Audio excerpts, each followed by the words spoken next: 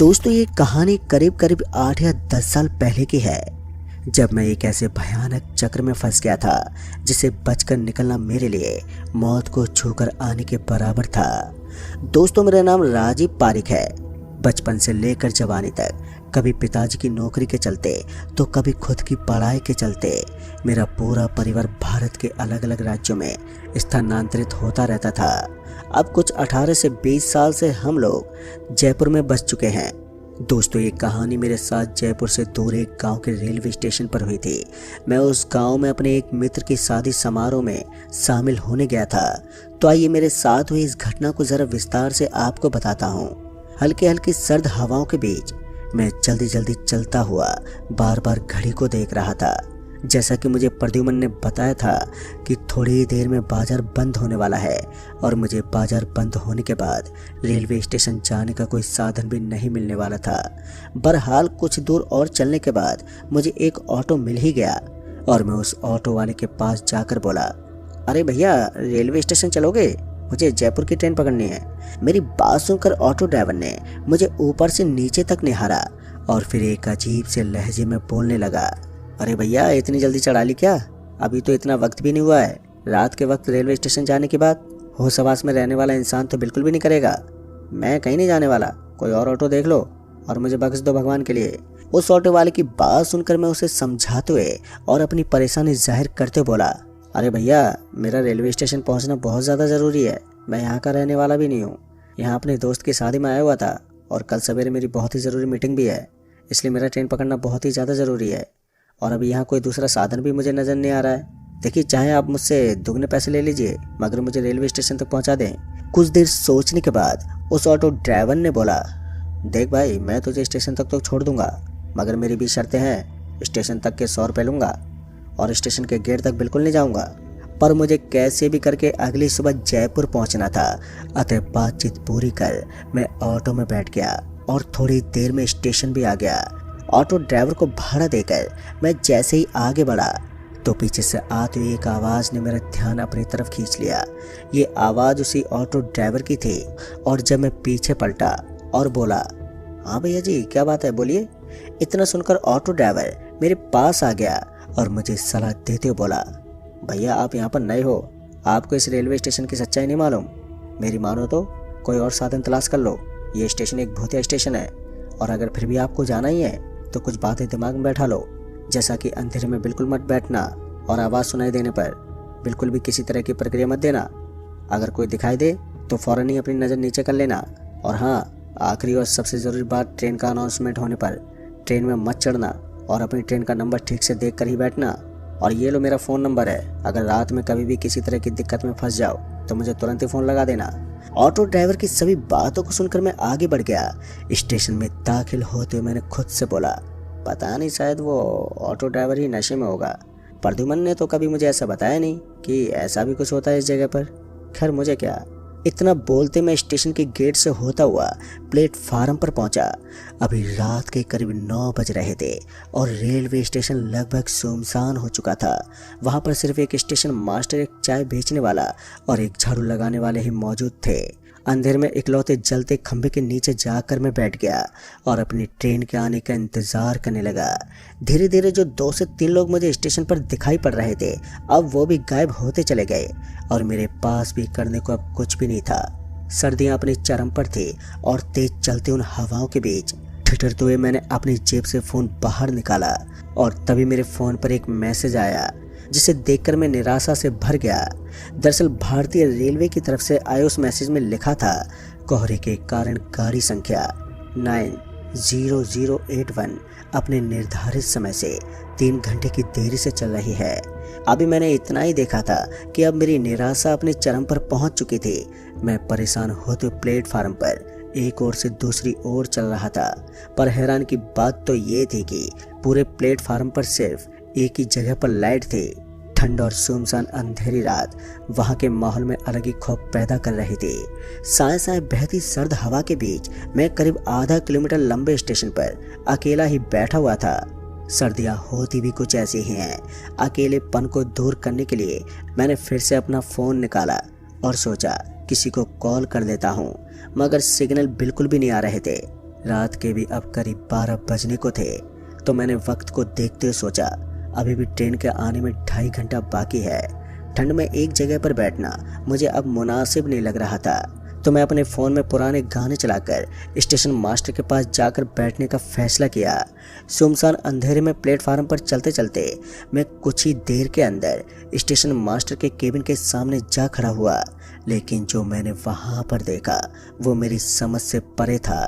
दरअसल मैंने पाया कि स्टेशन मास्टर केबिन में ही नहीं था, मगर थोड़ी देर में मुझे नजर आया कि स्टेशन मास्टर कोहरे के बीच से भागता हुआ आया। लेकिन आश्चर्य की बात तो ये थी कि स्टेशन मास्टर निर्वस्त्र होकर भागता हुआ मेरी तरफ आया था और फिर देखते ही देखते वो मेरे आर पार हो गया। लेकिन मेरे शरीर ने किसी तरह की प्रक्रिया देना ही बंद कर दिया। शरीर को कपकपा देने वाली शीतलहर अपनी पूरी रफ्तार से बह रही थी, मगर इस सर्द रात में मेरा पूरा शरीर पसीने में तरबतर हो चुका था। अपने आप को संभालते हुए मैंने आसपास देखा तो वहाँ कोई भी मौजूद नहीं था। अब मेरे भीतर इतनी हिम्मत भी नहीं बची थी जिससे मैं अपने पुराने मुकाम पर जा सकूं। फिर भी सारी हिम्मत को समेटकर मैं दोबारा अपनी पुरानी जगह पर जाने लगा। अब मुझ में इतनी हिम्मत नहीं थी कि मैं ओवर ब्रिज पर चढ़ सकूं। बहरहाल अपने सामान को लेकर मैंने ट्रैक को क्रॉस करना शुरू ही किया था कि मेरा पैर पटरियों के बीच में फंस गया। सारी ताकत लगाकर भी मैं अपने पैर को बाहर नहीं निकाल पा रहा था। मैं अभी कोशिश ही कर रहा था कि दूर से आती ट्रेन की सीटी ने मेरा ध्यान अपनी ओर खींचा। तेज रफ्तार से आती ट्रेन सीधे मेरी ओर बढ़ी चली आ रही थी और फिर कुछ ही देर में ट्रेन मुझे कुचलते हुए आगे बढ़ गई। उसी समय प्लेटफार्म के स्पीकर में अनाउंसमेंट की टोन बजी, जिस कारण मेरी नींद झटके से टूटी। मेरा पूरा शरीर पसीने में भीगा हुआ था। मेरा दिल इतनी रफ्तार से धड़क रहा था जैसे अभी सीना चीरकर बाहर आ जाएगा। घबराहट अपने चरम पर थी और मेरे पैर भी अपने आप ही हिल रहे थे। मैंने अपना फ़ोन बाहर निकाला और समय देखने लगा। डर इतना ज़्यादा था कि मैं वक्त भी नहीं देख पा रहा था। जैसे तैसे करके मैंने अपने बैग से पानी की बोतल निकाली और एक ही सांस में आधे से ज़्यादा बोतल खाली कर दी। धीरे धीरे मैं अपने होश में आया तो मैंने देखा कि अभी रात के 2 बज रहे थे। अब मेरी ट्रेन के आने में भी ज़्यादा वक्त नहीं बचा था। धीरे धीरे कोहरा बढ़ने लगा और एक अलग ही सन्नाटा यहाँ पर पसरने लगा। मैं बैठकर सोचने लगा कि वो ऑटो वाला बोल रहा था कि ये स्टेशन भूतिया है, पर मुझे तो अभी तक कुछ नहीं हुआ। हाँ, बस एक सपना ही तो आया था। सपने में कुछ भी दिखाई दे सकता है। इसमें स्टेशन का क्या काम? पागल ही होगा वो, या हो सकता है नशे में होगा वो। अभी मैं यही सब सोच ही रहा था कि इसी बीच मुझे नींद आने लगी। तभी मैंने अपने पानी की बोतल फिर से निकाली तो हैरानी से मेरी आंखें चौड़ी हो गई। मुझे अच्छे से मालूम था बोतल में पानी था, मगर अब मेरी बोतल पूरी तरह से खाली थी। फिर ज़्यादा न सोचते मैंने आसपास पानी का नल ढूंढना शुरू कर दिया, मगर मेरी बदकिस्मती तो देखो, यहाँ पर किसी भी नल में पानी नहीं आ रहा था।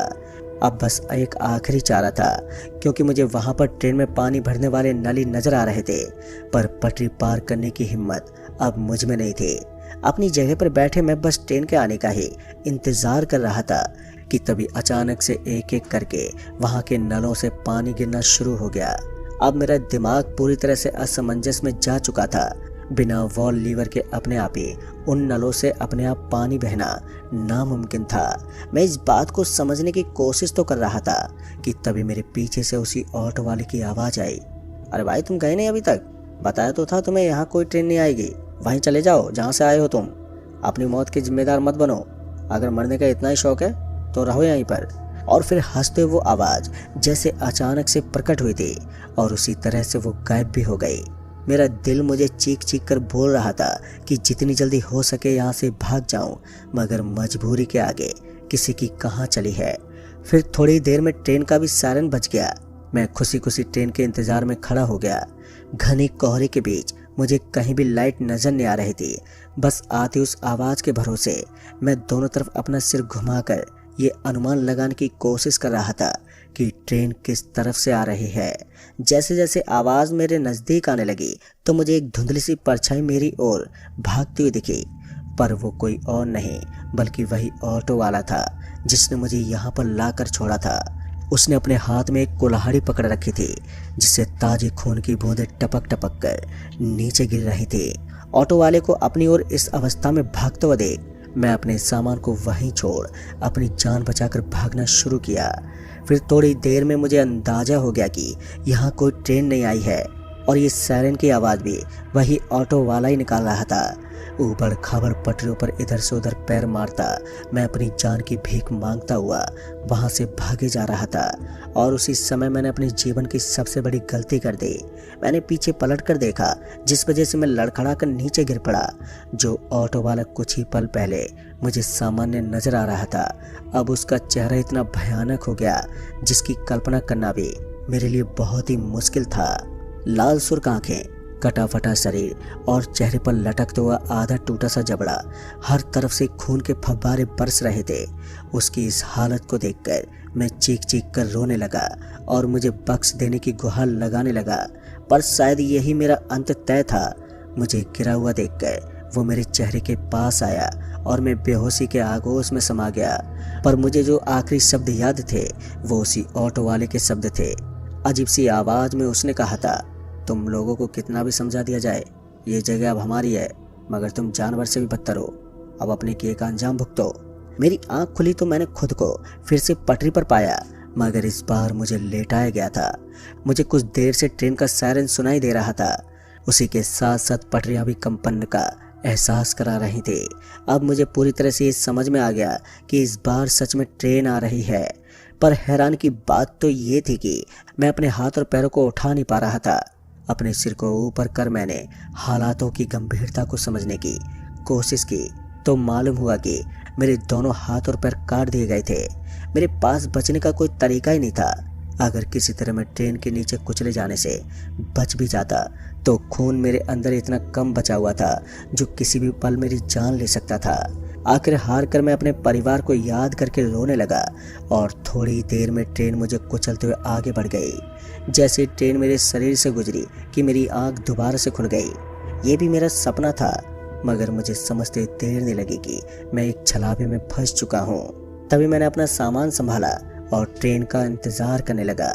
स्पीकर में लगातार मेरे ही ट्रेन का अनाउंसमेंट चल रहा था, मगर ये सब इतनी जल्दी ठीक होने वाला नहीं था। बहरहाल थोड़ी देर में ट्रेन आई और मैं बिना कोच पर नंबर देखे चढ़ गया। पूरे कोच में मेरे अलावा सिर्फ 5 लोग बैठे थे। सब कुछ सामान्य मुझे नजर आ रहा था। रात का वक्त होने की वजह से सभी 5 लोग अपनी अपनी सीटों पर सोए हुए थे। अपनी सीट पर पहुंचकर मैंने देखा वहां पर एक पैकेट रखा हुआ था जिसमें एक चादर, एक तकिया तथा एक कंबल मौजूद था। वो देखकर मैंने अपने आप से कहा, भारतीय रेल भी कमाल है, इन्होंने सब चीजें सफेद रंग की दी हैं। ये सच में ट्रेन का डिब्बा है या कोई मुर्दा घर? मुझे अब थकान के कारण बहुत ही ज्यादा नींद भी आ रही थी। मैंने एक नज़र इधर उधर देखा और फिर कंबल ओढ़कर मैं सो गया। शायद ट्रेन अब चल चुकी थी। सर्द हवाएं भी मुझे महसूस होने लगी थी और धीरे धीरे मैं अब नींद के आगोश में समाता चला गया। और अब मेरा दिमाग भी कहने लगा कि अब सब कुछ ठीक हो जाएगा। जितना देखना था मैं देख चुका हूँ। फिर कुछ देर में मेरी आँख खुली तो मैंने पाया कि खून जमा देने वाली सर्दी पूरे डिब्बे में फैली हुई थी। और हैरान की बात तो ये थी कि अभी तक कोई टीटी भी नहीं आया था। फिर 5 से 7 मिनट और इंतज़ार करने के बाद मैंने उठकर इंजीनियर के पास जाने का फैसला किया। गुस्से में जैसे ही मैंने अपने चेहरे से कंबल उतारा तो मेरी सांसें अटक गई। फिर कुछ देर के लिए मेरे दिल ने धड़कना ही बंद कर दिया। मेरे चेहरे के बिल्कुल ऊपर एक चेहरा मुझे घूर रहा था और वो कोई और नहीं, हूबहू मेरे ही तरह दिखने वाला एक चेहरा था। डर अब मुझ पर इस कदर हावी हो चुका था कि मेरा सांस लेना भी दुश्वार हो चुका था। फिर मैंने वही कंबल फिर से अपने ऊपर खींच ली और डर और ठंड से मेरा पूरा शरीर कंपन करने लगा। कुछ देर ऐसे ही लेटे रहने के बाद एक झटके से किसी शक्ति ने मेरा कंबल खींच लिया। अब मेरे पास बचने का एक ही तरीका बच रहा था, जितना जल्दी हो सके उस कोच से भागना। मैं ये सब सोच ही रहा था कि एक हाथ मेरे पैर के करीब आया और कसकर उसने मेरा पैर पकड़ लिया। टूटी हुई उंगलियां और कटे फटे मांस के साथ मांस के सड़ने की तीव्र दुर्गंध मेरे लिए अब असहनीय होती जा रही थी। तभी मैंने फैसला किया कि यहाँ से जितना जल्दी हो सके भाग जाना ही बेहतर है। अतः अपने साहस को दृढ़ करते हुए मैं अभी वहाँ से छलांग लगाने वाला था कि उस मुर्दा हाथ ने मुझे एक झटके से खींच लिया। कमर और सिर पर गंभीर चोट से मैं अपने होश खोने ही लगा था कि मुझे वही 5 लोग अपनी भयानक शक्लों के साथ मेरी ओर आते हुए दिखे। मैं अपने सिर पर पैर लिए भागने लगा और अपने आप को एक शौचालय में बंद कर लिया। फिर थोड़ी देर में उस शौचालय के दरवाजे पर जोर जोर से दस्तक होने लगी। अपनी सारी ताकत लगाकर मैंने उस दरवाजे को रोके रखा। तभी कहीं से एक आवाज आई जिससे मैं भयभीत हो उठा। वो आवाज शौचालय में लगे कांच में से आ रही थी। अपने आप को हिम्मत बंधाते हुए मैंने उस कांच के सामने जाकर देखा तो उसमें एक आदमी की परछाई नजर आ रही थी। उस परछाई वाले आदमी ने मेरी ओर देखा और बोलने लगा, देखो तुम यहाँ पर फंस चुके हो। मैं भी तुम्हारी तरह एक रात गलती से इस ट्रेन के अंदर चढ़ गया था। अब मैं इसी ट्रेन का होकर रह गया हूँ। सिर्फ मैं ही नहीं, यहाँ पर नजर आने वाले सब लोग जिनसे तुम भाग रहे हो, वो सब भी जिंदगी के किसी न किसी मोड़ पर इस ट्रेन में चढ़े और अब इसी के हो चुके हैं। ये ट्रेन इंसानों का वो रूप बाहर लाती है जो रूप इंसान किसी को नहीं दिखाता। मैं एक बहुत ही ज़्यादा बुरा व्यक्ति था, मगर मेरे अंदर कुछ अच्छाई भी मौजूद थी। इस ट्रेन में कोई भी आत्मा तुम्हें यहाँ से जाने नहीं देगी, मगर मैं तुम्हें एक तरीका बता सकता हूँ जिससे तुम इस ट्रेन से बाहर निकल पाओगे। मगर ध्यान रखना, ज़रा सी भी लापरवाही की तो तुम कभी भी इस ट्रेन से बाहर नहीं जा पाओगे। उस परछाई में नजर आ रहे आदमी की बातें सुनकर मैं असमंजस में चला गया और सोचने लगा कि अगर इसे बाहर जाने का तरीका मालूम है तो ये खुद क्यों बाहर नहीं चला गया। अतः मैंने अपनी तसल्ली के लिए उससे ये सवाल पूछ लिया और जवाब में मुझे बस इतना ही सुनने को मिला, वक्त और हालातों का सही होना हमारे हाथ में नहीं होता। मैं मानसिक रूप से इतना बलवान नहीं था जिससे मैं यहाँ से भाग पाता। मैं बस तुम्हारी मदद ही कर सकता हूँ। अगर मुझे तुम्हारी जान ही लेनी होती तो अभी तक ले चुका होता। अब तुम बस मेरी बात ध्यान से सुनना। तुम्हें अभी 2 डिब्बे और पार करने हैं। उनको पार करते ही तुम्हें अपने बाएं तरफ के दरवाजे पर जाना है और किसी भी तरह बस इस दरवाजे से बाहर निकल जाना। मगर ध्यान रखना, जो तुम तीसरे डिब्बे में देखोगे वो तुम्हें वहाँ से निकलने नहीं देगा। उस डिब्बे में तुम्हें अपने सबसे बड़े डर का सामना करना पड़ेगा। इसलिए जिस भी भगवान को तुम मानते हो, ज़ोर ज़ोर से उस भगवान का नाम लेते रहना। फिर एक ऐसा वक्त आएगा जब तुम्हें ट्रेन खुद इशारा करेगी। तुम्हें लगातार 3 सीटी की आवाज़ सुनाई देंगी और तुम्हें उसके बाद बस कुछ ही पलों का वक्त मिलेगा और उसी समय तुम्हें इस ट्रेन से छलांग लगानी है। याद रहे, चलती ट्रेन से कूदने में संकोच मत करना, चाहे कुछ भी हो जाए। दोस्तों, इतना बोलकर आईने में नजर आता वो आदमी अचानक ही वहाँ से गायब हो गया। मुझे उसकी बातों पर भरोसा नहीं था, मगर कहते हैं ना, जान पर बनाए तो इंसान शेर से भी लड़ जाता है। उस वक्त मेरी हालत भी कुछ ऐसी ही थी। ऑटो वाले की बात को नज़रअंदाज कर मैंने पहले ही खुद को इस भीषण समस्या में फंसा लिया था। अब मुझे कुछ भी करके यहाँ से अपनी जान बचाकर भागना था। धीरे से मैंने शौचालय के दरवाज़ा खोला और अपना सिर बाहर निकालकर दोनों तरफ एक नज़र घुमाई। अंधेरा और सन्नाटा दोनों ओर बिखरा हुआ था। वक्त को ज़रा भी ना खराब करते हुए मैंने अपने सामान को छोड़कर बस बाहर निकलने पर जोर दिया और अपने कदम उस पहले डिब्बे की तरफ बढ़ा दिए। वो पूरा डिब्बा अंधेरे की गिरफ्त में था। फिर कुछ पल के लिए मुझे लगा यहाँ पर कोई नहीं है, अब मैं आसानी से इस डिब्बे को पार कर दूंगा। लेकिन वो कहते हैं ना, जब वक्त बुरा हो तो ऊंट पर बैठे आदमी को भी कुत्ता काट लेता है, और मेरी किस्मत को तो ग्रहण लगा ही हुआ था। ऐसे में मुझे कुछ आसानी से कहाँ मिलने वाला था। अभी मैंने उस डिब्बे को पार करना शुरू किया था कि सांप की तरह रेंगते हुए एक चींटी मेरे पास आ गई और मेरे पैर पर लिपट गई। तभी एक झटके से उसने मेरे पैर को खींच लिया और मैं धड़ाम की आवाज़ के साथ मैं अपने मुंह के बल नीचे गिर पड़ा। मुंह के बल गिरने की वजह से मेरी नाक टूटकर टेढ़ी हो चुकी थी। दर्द से कराते हुए मैंने खुद को संभालते उठाने की कोशिश भी की। बहरहाल जैसे तैसे करके मैंने खुद को उठाया और आगे की तरफ बढ़ने लगा। अंधेरे में बस कुछ एक छोटी छोटी लाइटों की रोशनी ही बारीक सा उजाला पैदा करते हुए उस डिब्बे को ना के बराबर रोशन कर रही थी। कुछ एक कदम आगे बढ़ने के बाद मेरी नज़र सीट के कोने से झांकते हुए 2 लाल आंखों पर पड़ी। चलते हुए मेरे कदम वहीं पर रुक चुके थे। फिर हिम्मत करते हुए मैंने आगे बढ़ना शुरू तो किया, मगर धीरे धीरे मुझे उस भयावह माहौल में उस चुड़ैल का चेहरा भी साफ होता नजर आने लगा। वो चेहरा देखकर मेरा डर इतना ज़्यादा बढ़ गया जिसकी व्याख्या करना मेरे बस से बाहर है। चीख चीख कर भगवान का नाम लेते हुए मैंने आगे बढ़ना जारी रखा। मुझे हनुमान चालीसा और गायत्री मंत्र कंठस्थ था, मगर उस रात ट्रेन में भगवान के नाम के सिवाय मुझे कुछ भी याद नहीं आ रहा था। जैसे उस चुड़ैल के कानों में भगवान का नाम पड़ा तो उसने चीखना चिल्लाना शुरू कर दिया। उसकी चीख की आवाज़ इतनी ज़्यादा थी कि मुझे अपने कानों को बंद कर आगे की तरफ बढ़ना पड़ रहा था। चीखते हुए वो चुड़ैल चिल्ला चिल्लाकर मुझे भगवान का नाम लेने से मना कर रही थी, मगर अपनी जान बचाने का मेरे पास कोई और तरीका भी नहीं था। फिर अपनी सारी जान लगाकर ये डिब्बा भी मैंने पार कर ही लिया। वो चुड़ैल मेरे पीछे पीछे आ ही रही थी, मगर मैंने भगवान का नाम लेना बंद नहीं किया। अब मुझे बस एक आखिरी डिब्बा पार करना बचा था और शायद मैं इस ट्रेन से आज़ाद होने वाला था। दोस्तों, जैसे मैंने तीसरे डिब्बे में अपने कदम रखे कि मैं अपने ख्यालों के अंतर्जाल में फंसता चला गया। मेरी मौत साक्षात मेरे सामने खड़ी थी, पर शायद अब एक रात ने मुझे इतना कुछ दिखा दिया था कि अब बस जान बचाकर निकलना ही मेरी ज़रूरत बन चुकी थी। मैंने दिमाग पर बहुत ज़ोर देकर हनुमान चालीसा का जाप करना शुरू किया और तुरंत ही मुझे इसका परिणाम भी नजर आने लगा। सन्नाटा अब धीरे धीरे कम होने लगा और ट्रेन के चलने की आवाज़ भी मेरे कानों में गूंज उठी। उसी आवाज़ के साथ मैंने अपना जाप और भी ज़्यादा तेज करना शुरू कर दिया। फिर थोड़ी देर में ट्रेन ने भी मुझे इशारा कर दिया। 3 सीटी एक के बाद एक। इसी के साथ सब कुछ बिल्कुल नॉर्मल होता गया। अब मैं खुद को उस डिब्बे में खड़ा हुआ देख पा रहा था और समय को ज़रा भी बर्बाद ना करते हुए मैं भागकर दरवाजे पर पहुंचा। अपनी सारी ताकत लगाकर भी मैं इस दरवाजे को नहीं खोल पा रहा था।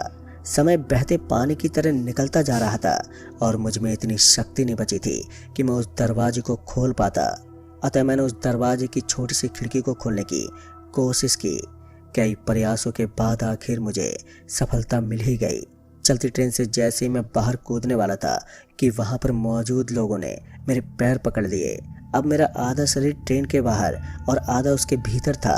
एक आखिरी कोशिश करते हुए मैंने अपने पैरों को झटकना शुरू कर दिया और आखिरकार मैं उस ट्रेन से बाहर आ ही गया।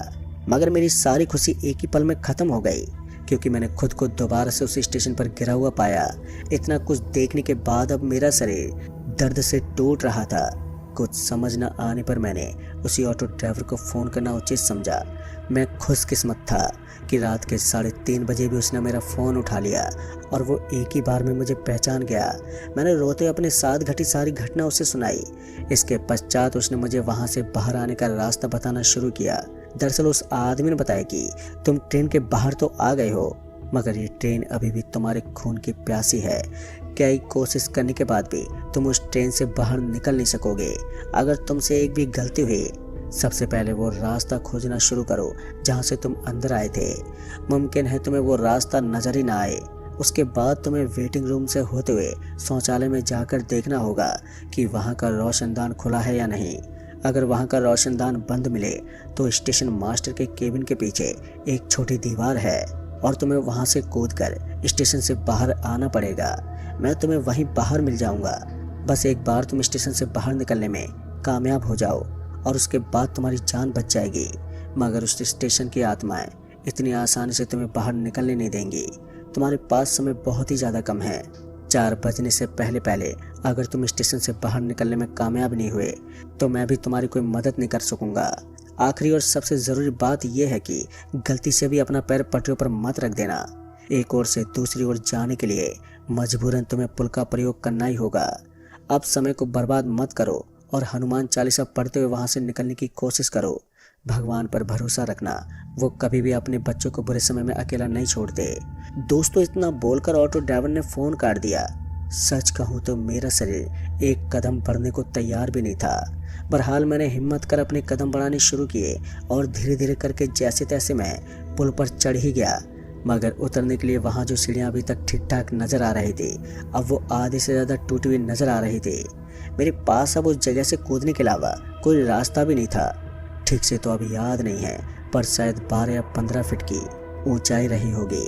मरता क्या नहीं करता, मैं वहाँ से कूद गया। पैरों पर सारे शरीर का भार पड़ने के कारण मेरे पैर की हड्डी टूट गई। दर्द में कराते हुए मैं धीरे धीरे आगे बढ़ रहा था और जैसा मुझे अंदेशा था, मुख्य दरवाज़ा अपनी जगह पर नहीं था। जिस रास्ते से मैं अंदर आया वहाँ अब एक दीवार खड़ी थी। समय भी बहुत तेजी से गुजर रहा था और 4 बजने में भी अब ज़्यादा समय नहीं बच रहा था। मैं लंगड़ाते हुए वेटिंग रूम में पहुंचा, मगर वहाँ पर कुछ लोग बैठे हुए थे जिनका पहनावा 19वीं सदी का लग रहा था। सभी के सिर नीचे की तरफ होने के कारण मैं किसी का भी चेहरा नहीं देख पाया। दर्द की वजह से अब मुझसे आगे भी नहीं बढ़ा जा रहा था। अतः कुछ एक पल आराम करने के लिए मैं बेंच पर बैठ गया और मेरे बैठते एक बूढ़ा आदमी बोलने लगा, कितनी भी कोशिश कर लो यहाँ से नहीं निकल पाओगे। और वो ये कहकर जोर जोर से हंसने लगा। उसकी ये बात सुनकर मैंने हनुमान जी का नाम लिया और लगभग भागते हुए शौचालय का दरवाज़ा खोलने लगा, मगर शायद मेरे शरीर में इतना बल मौजूद नहीं था कि मैं उस दरवाजे को खोल पाता। पर अब 4 बजने में बस 10 मिनट ही बचे थे। मेरा दिल चीख चीख कर मुझसे बोल रहा था कि जितना जल्दी हो भाग जाऊं यहाँ से। वेटिंग रूम से स्टेशन मास्टर का केबिन लगभग उल्टी दिशा में था और मेरे पास समय ना के बराबर। मैं अब बस हिम्मत हार ही चुका था कि मेरे फ़ोन की घंटी बजने लगी थी। रोते हुए मैंने फ़ोन उठाया तो दूसरी तरफ से मेरी माँ की आवाज़ आने लगी।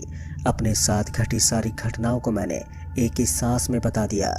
मेरी माँ हमारे कुल देवता की बहुत ज़्यादा भक्तनी थी और उनकी सेवा भी किया करती थी। मेरी माँ ने मुझे हमारे कुल देवता का नाम जपने को बोला और दूसरी तरफ माँ कुल देवता के मंदिर के सामने बैठकर मेरे लिए प्रार्थना करने लगी। शायद आपको भी ये सुनकर यकीन नहीं होगा, मगर जैसे ही मैंने हमारे कुल देवता का नाम जपना शुरू किया कि मुझे अचानक से एक शक्ति अपने शरीर में महसूस हुई। फिर कुछ पलों के लिए मेरे शरीर से दर्द जैसे गायब सा हो गया। हल्की रफ्तार से भागते हुए मैं स्टेशन मास्टर के केबिन के पीछे की तरफ पहुंचा, मगर जैसे मैंने पीछे देखा तो वो सब लोग जो वेटिंग रूम में बैठे हुए थे अपनी भयानक शक्लों को लेकर मेरे पीछे पीछे आ रहे थे। 1-2 बार कोशिश करने के बाद भी मैं उस दीवार पर नहीं चढ़ पा रहा था। तभी पता नहीं कहीं से उस दीवार पर एक बच्चा मुझे नजर आने लगा। उस बच्चे ने मेरी ओर अपना हाथ बढ़ाया और मुझे ऊपर की ओर खींचने लगा, लेकिन उसकी मदद से मैं दीवार पार करने में कामयाब तो हो चुका था, मगर पूरी दीवार पर कांच के टुकड़े लगे होने के कारण मेरा शरीर पूरी तरह से कटफट गया था।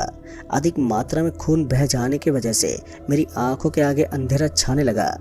बेहोश होने से पहले जो आखिरी कुछ बातें मुझे याद हैं, उनमें वही ऑटो ड्राइवर भागते हुए मेरे पास आया और मुझे उठाने की कोशिश कर रहा था। फिर इसके करीब 1 सप्ताह बाद मेरी आंख खुली। जयपुर के एक बड़े अस्पताल में मेरा इलाज चल रहा था और मेरे सामने मेरी माँ, प्रद्युमन और वही ऑटो वाला खड़ा था। मेरे जहन में कई सवाल चल रहे थे जिनको शायद उस ऑटो ड्राइवर ने पढ़ लिया था। सभी के मुझसे मिलकर चले जाने के बाद रात के समय वो मेरे पास आया और मुझे उस भूतिया रेलवे स्टेशन की कहानी सुनाई। दोस्तों, कई दशकों पहले फुलेरा का वो रेलवे स्टेशन भी आबाद हुआ करता था। एक दिन शाम के करीब जब स्टेशन यात्रियों से खचाखच भरा हुआ था, तभी एक मालगाड़ी पटरी से उतर गई। उसकी रफ्तार इतनी ज़्यादा थी कि कई डिब्बे जो कि कोयला लेकर जा रहे थे वो वहां पर खड़े यात्रियों को कुचलकर आगे बढ़ गए। ये हादसा इतना गंभीर था कि स्टेशन का कम्युनिकेशन रूम भी इसकी चपेट में आ गया, जिस कारण पीछे से आ रही सुपरफास्ट ट्रेन को भी इसकी सूचना नहीं दी जा सकी और एक्सप्रेस ट्रेन भी इस हादसे का शिकार बन गई। उस दिन के बाद से फुलेरा के स्टेशन पर कई हादसे होते चले गए और फिर सभी ने एकजुट होकर कई बड़े बड़े पंडितों को बुलवाया और स्टेशन की सभी आत्माओं को वहीं पर कैद कर दिया। तब से वो स्टेशन आज भी इस्तेमाल में नहीं लिया जाता, मगर सूरज डूबने के बाद या तो कोई गाड़ी यहाँ रुकती नहीं है और जो रुकती है उनमें कोई सफ़र नहीं करता। आपके साथ जो हुआ उसका शिकार मेरा भाई और भतीजा भी बने थे और वो कभी लौट कर नहीं आए। हर रात वही एक्सप्रेस ट्रेन यहाँ पर आती है और कभी कोई भोला भटका यात्री अगर उसमें चढ़ जाए तो वो उसी ट्रेन का होकर रह जाता है। दोस्तों, कहानी सुनाने के बाद ऑटो ड्राइवर ने मुझे उसके भाई और भतीजे की तस्वीर दिखाई तो मेरी आंखों में आंसू आ गए।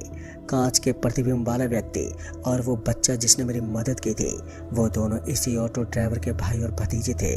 और उस हादसे से उभरने में मुझे कई सालों का समय भी लग गया, पर अब मैं अपनी ज़िंदगी खुशी से गुजार रहा हूँ। मगर आज भी कई बार उस रात के बुरे सपने मुझे रात को जागने पर मजबूर कर देते हैं। तो दोस्तों, इस कहानी में बस इतना ही। कहानी आपको पसंद आई हो तो वीडियो को लाइक, शेयर, कमेंट ज़रूर कर दें।